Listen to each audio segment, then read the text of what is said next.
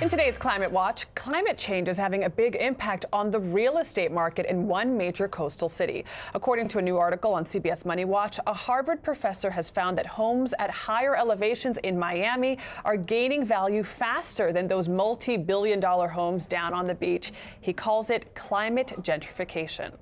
And he joins us now from Boston to discuss all this. Harvard Graduate School of Design professor Jesse Keenan.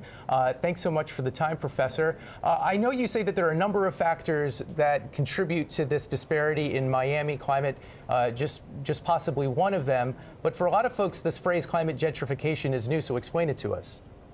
Sure. Climate gentrification is a proposition where there's some instability in land markets by virtue generally increased rents. And it can happen one of three ways. It can happen by virtue of people moving from a high vulnerability to a low vulnerability area. That may be from rising sea levels, increased forest fires, whatever that stimulus may be. There's another prospect of which climate gentrification may manifest, and that's when you have investment in resilience and adaptation that actually operates indirectly to increase value. So an area that was otherwise at risk increases in value because of the lower risk associated with the resilience or adaptation investment.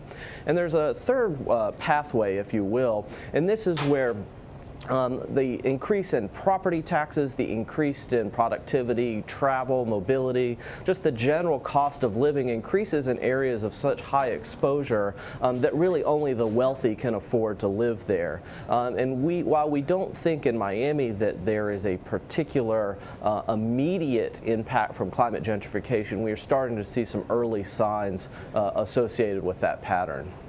Professor, if you just look at this year alone, all of the hurricanes that ravaged parts of the South, the wildfires in California, do you see things changing more quickly in terms of home prices, number one, and what are the areas that you think will be most affected in the near future?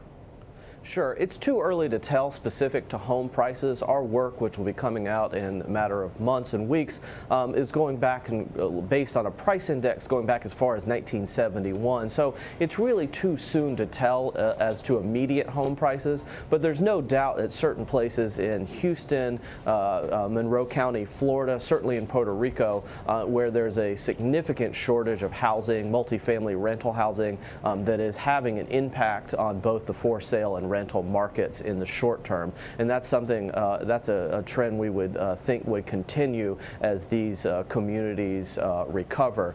With the multi-billion-dollar impacts that we've had across the country relative to uninsured losses, the impacts on property tax rolls, on local government's ability to recover is really quite significant, and that is another factor that we would anticipate would increase the cost of housing indirectly through property tax rolls as well. You've also suggested this could have some type of tipping point effect where there are a wave of foreclosures because of this. Explain why that would happen, how that would happen.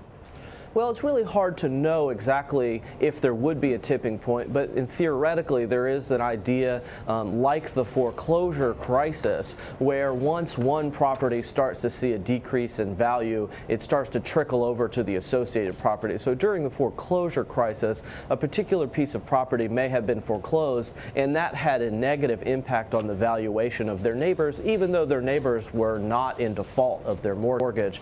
We would think that perhaps in the future climate gentrification may operate in very similar terms, where a certain neighborhood, which let's say is subject to nuisance flooding, which we think is a potential driver of market valuation at this point, may have impact on their neighbors, whether they like it or not. How important is it whether these houses continue to be insured? Is that a major factor in this? Certainly the insurance and the NFIP reform, which is really pending now, is really absolutely critical. We had the Bigger Waters Act a number of years ago, which tried to bring up rates up to actuarial rates. That is a market rate and not necessarily all overly subsidized by the government, one could argue. And that had a tremendous impact on coastal communities across the United States. In some cases, people were paying $400 or $500 a year, were then paying $6,000 or $7,000 a year for insurance. So as the federal government, let's say, tightens the fiscal belt of the NFIP, and that's the National Flood Insurance Program, we would anticipate that more actuarial rate-based charges in the insurance market would have a significant hindrance on certain market dynamics within coastal real estate communities. Such important research. Thank you so much, Harvard professor Jesse Keenan, and love that bow tie. Thanks for having me.